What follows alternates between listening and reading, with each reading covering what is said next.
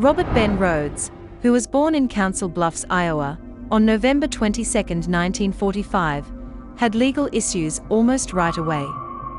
Before enlisting in the Marines, he was detained twice while still in high school, once for tampering with a vehicle and once for fighting in public. Rhoades had secured employment as a truck driver by the 1970s.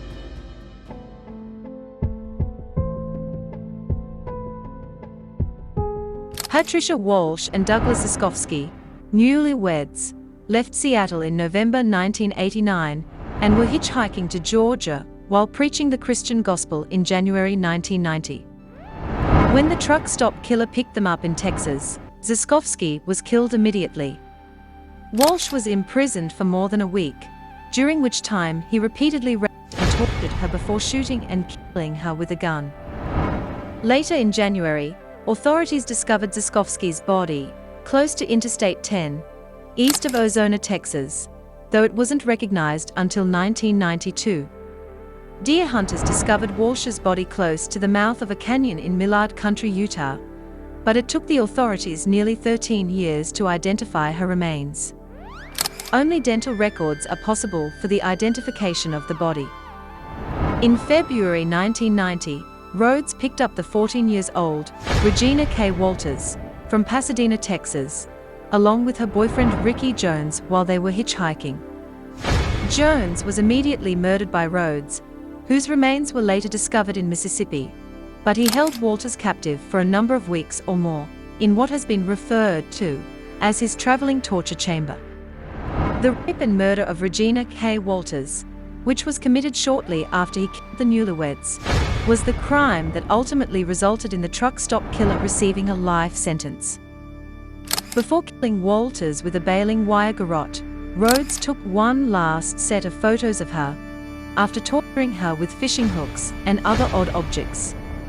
After that, he dumped her body in an Illinois barn close to Interstate 70, where it was discovered in September. About 5 months had passed since the truck stop killer had been apprehended at that point, but his terror reign was far from over. A tractor-trailer was seen on the roadside on April 1, 1990, by a state trooper with the Arizona Highway Patrol Division. He approached the vehicle to see if the driver needed any help. The trooper came across a scene which is straight out of a horror movie.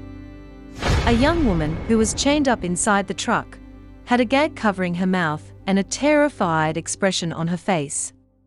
Robert Ben Rhoades, the truck's driver, made an effort to justify it as a private, mutually agreed upon matter. However, the trooper wasn't persuaded, and Rhoades was soon taken into custody.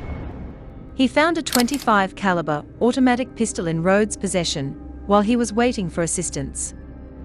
Rhoades was only charged with kidnapping and assault at the time.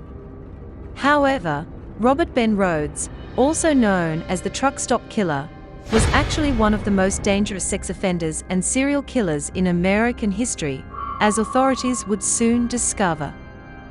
We might never find out how many lives the truck stop killer took, even though he will never be caught. At the Menard Correctional Center in Chester, Illinois, Robert Ben Rhoades, 74, is currently serving 2 life sentences without the possibility of parole. Other families may still have time to find some measure of closure and justice, if there are still murder confessions to come.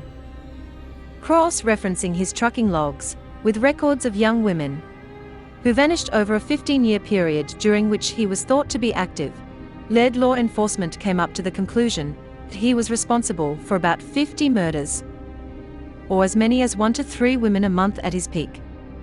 Certainly, capable of the task, his truck was. The authorities also discovered handcuffs on the ceiling, so that victims could be chained and tortured, as well as a dungeon-like compartment between the seats. Along with dildos and clips, pins, and fishhooks, they also discovered a so-called murder kit that contained the tools he used to sever the genitalia of his victims, as well as chains, cords, whips, and leashes. However, we might never learn how many people the truck stop killer killed during his bloody reign all those years ago, if there are no confessions or concrete evidence.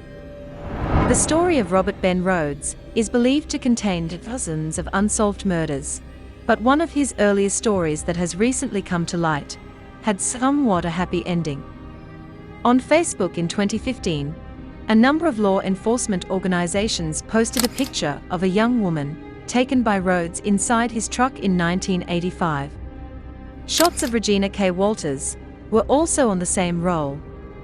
The police were trying to identify the woman because they believed she was another victim of the truck stop killer. The young lady was then recognized as being Pamela Milliken, a Saskatchewan native. According to Milliken, she had hitched a ride in Rhoades' truck while traveling to Winnipeg to find her brother.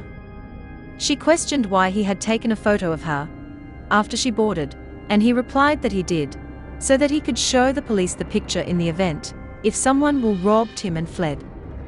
He informed me that he was traveling to Florida and that he wanted me to join him, Milliken recalled.